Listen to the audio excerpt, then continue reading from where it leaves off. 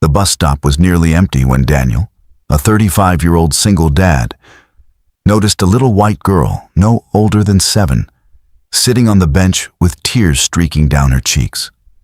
Her tiny hands clutched a backpack bigger than her, and her sobs were so raw that Daniel's heart twisted instantly.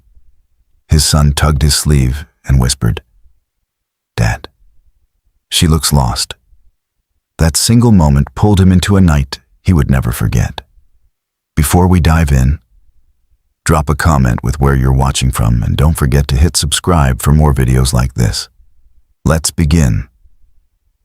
Daniel crouched down in front of the little girl, his voice gentle but steady. "Hey, sweetheart. Are you okay? Where's your mom or dad?"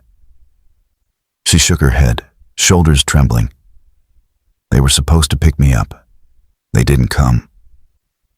The air grew heavier as Daniel glanced around. No cars slowing down, no familiar faces searching. His son, Evan, only 9, slid off the bench and offered the girl his juice box without hesitation. That small act of kindness melted her fear just enough for her to whisper her name. "I'm Lily." Daniel didn't hesitate. "How about we walk you home, Lily? You shouldn't be here alone." The walk felt strange, almost cinematic. Lily clung to Evan's hand, her sobs quieting, but her eyes darted like she was scared of something more than being forgotten. Daniel noticed the hesitation in her steps, the way she slowed as they turned corners, almost like she wasn't sure if home was safe at all. By the time they reached the small white house with peeling shutters, Daniel's gut was knotted. The porch light flickered weakly, and Lily's grip on his arm tightened. She whispered, "I don't want him to be mad." That's when the door creaked open, and the face that appeared left Daniel frozen in disbelief. The porch light buzzed, casting a harsh glow over the man who stepped out.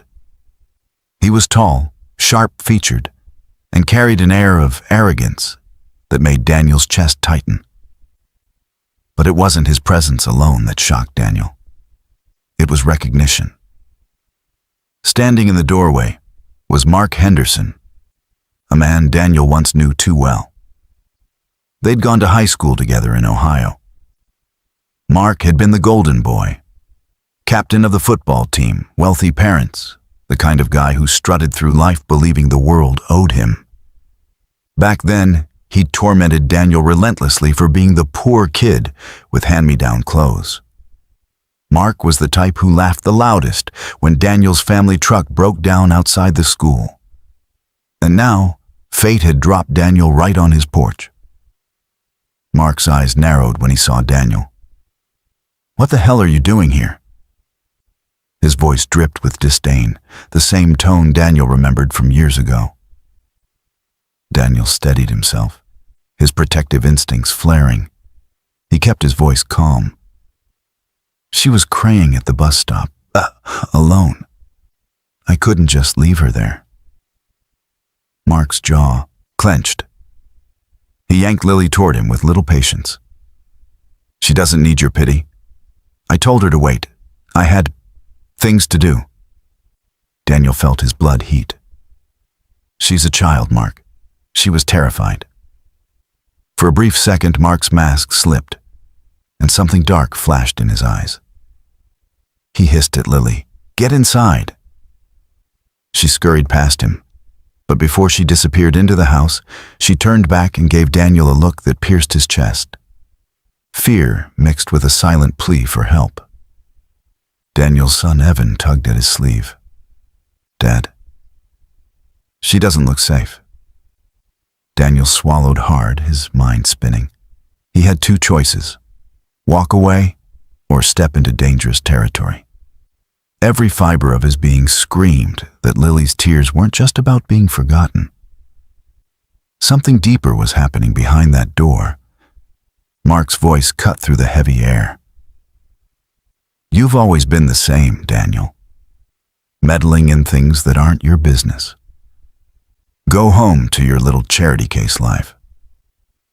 Daniel clenched his fists, but years of single fatherhood had taught him patience.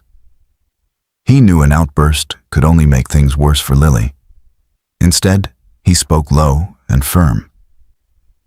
"If she ever ends up alone like that again, I'll call child services." Mark smirked, leaning on the doorframe. "Oh, so now you're a hero? Funny. Last I remember, you couldn't even fight your own battles." Those words cut, but Daniel refused to give him the satisfaction of a reaction. He grabbed Evan's hand and walked away, though his heart was pounding like a drum. That night, Daniel couldn't sleep. His small rented apartment felt colder than usual.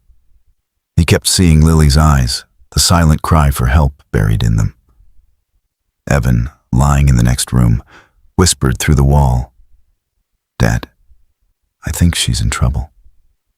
Can we help her?" The innocence in his son's voice stabbed him deeper than Mark's insults ever could. Daniel knew he couldn't just walk away.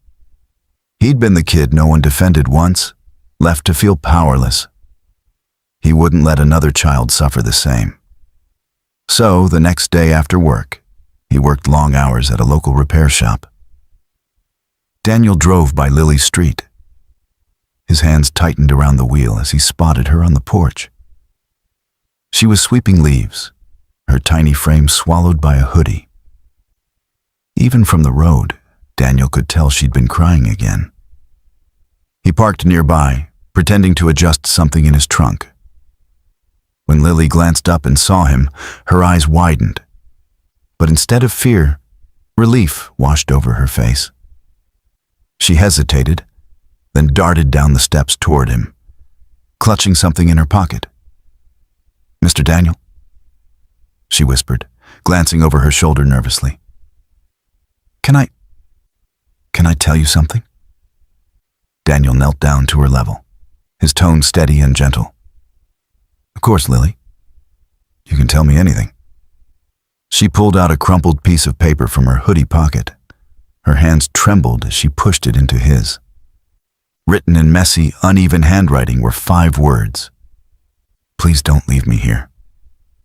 Daniel's stomach dropped. He looked up at her, trying to mask his shock. "Lily." Before he could say more, the screen door banged open. Mark's voice thundered from the porch. "Lily, what are you doing?" His tone was sharp, angry, the kind that made children shrink.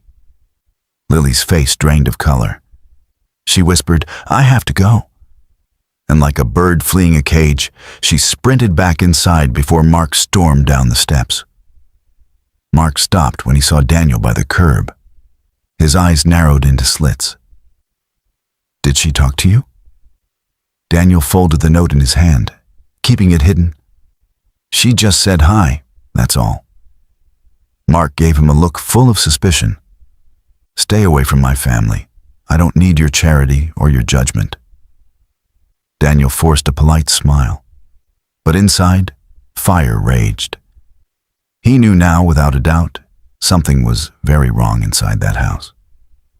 That evening, Daniel sat with Evan at their tiny kitchen table.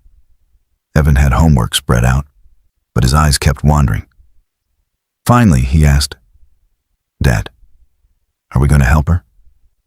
Daniel exhaled slowly. "We can't just storm in. But yes, Evan, we're going to help her. Somehow." Evan smiled faintly, trusting his dad completely. That trust gave Daniel strength. For the next week, Daniel kept an eye out. He'd drive by when he could, check on Lily at the bus stop, always making sure she knew someone cared. Each time she saw him, her eyes brightened a little, though the shadows never fully left. And then came the night everything changed. Daniel was finishing a late shift when his phone buzzed. An unknown number. He hesitated, then answered. A small, trembling voice whispered through the line. "Mr. Daniel, it's me. It's Lily. Please, can you come?" Daniel's heart lurched. "Where are you, sweetheart?" Her words tumbled out between sobs. "In the park near school. I ran away. I'm scared." Without hesitation, Daniel grabbed his jacket and sprinted out the door. He knew this was bigger than anything he'd faced as a single dad. This wasn't just about kindness anymore. This was about saving a child from the same kind of abandonment he'd once felt.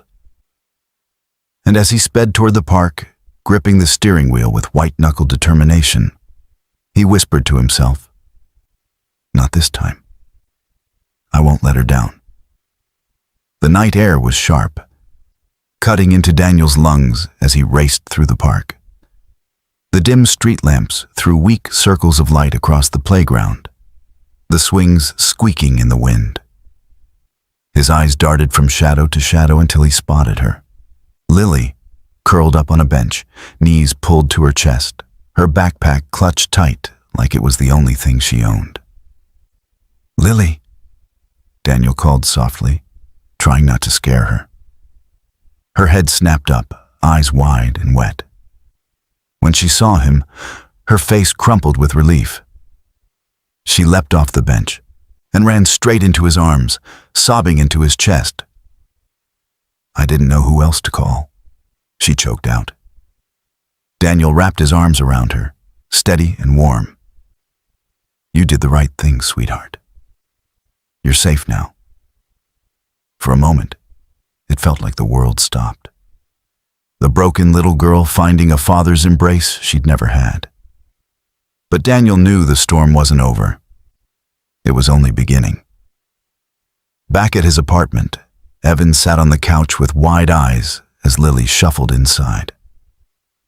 She looked so small, clutching her backpack straps as if she expected someone to snatch her away. "Dad, is she staying here?" Evan whispered. Daniel crouched in front of Lily. "You can stay tonight, all right? No one's going to hurt you here. We'll figure this out in the morning." Lily nodded, though her eyes kept darting to the door. When Evan handed her a blanket and a cookie from the jar, she almost cried again. Simple kindness, something she should have always had, seemed foreign to her. Later that night, as the kids slept side by side on the pull-out couch, Daniel sat at the kitchen table, head in his hands. The note she'd given him, "Please don't leave me here," burned in his pocket. He knew he couldn't keep her hidden. If Mark found out, he'd explode. And if child services stepped in without proof, Lily might end up right back in that house. Daniel stared at the clock, the weight of fatherhood pressing heavy on his shoulders. He remembered his own childhood, how no one ever stood up for him when he was the poor kid everyone laughed at. He'd promised himself that Evan would grow up with a father who never looked away from injustice. That promise stretched further now. Lily needed him too. Morning came with a pounding at the door. Daniel's chest tightened instantly. He opened it to find Mark standing there, face twisted with rage. "You think you can steal my daughter?" Mark barked, shoving his way inside. His eyes darted to the couch where Lily cowered behind Evan. "Get your things. We're leaving." Lily whimpered and clutched Evan's hand. Daniel stepped between them, planting himself like a wall. "She called me, Mark. She was scared. She didn't feel safe." Mark sneered. "She's my kid, not your problem." Daniel's voice was calm but cold. "Children aren't possessions. She's not a trophy you won at some game." For a moment, Mark's smirk faltered. But then he leaned in, his voice low and venomous. "You always wanted what I had, didn't you? The girls, the cars, the easy life. Now you're trying to play daddy to my daughter? Pathetic." Daniel didn't flinch. He'd learned that real strength wasn't fists or insults. It was endurance. He pulled out the crumpled note Lily had given him and held it up. She wrote this. "You want to pretend everything's fine? Tell me why your daughter begs strangers not to send her home." The color drained from Mark's face, but he recovered quickly, snarling, "You don't know what you're talking about." Maybe not, Daniel said, his voice sharp as glass. But the state will, and the school, and every person who's seen her cry alone at that bus stop. Lily peeked out from behind him, trembling. For the first time, her voice rose above a whisper. I don't want to go back. The room went still. The weight of her words hung heavy, undeniable. Mark's fists clenched, but he must have seen something in Daniel's eyes, something unshakable. Because instead of lunging forward, he backed away. This isn't over, he spat, slamming the door behind him.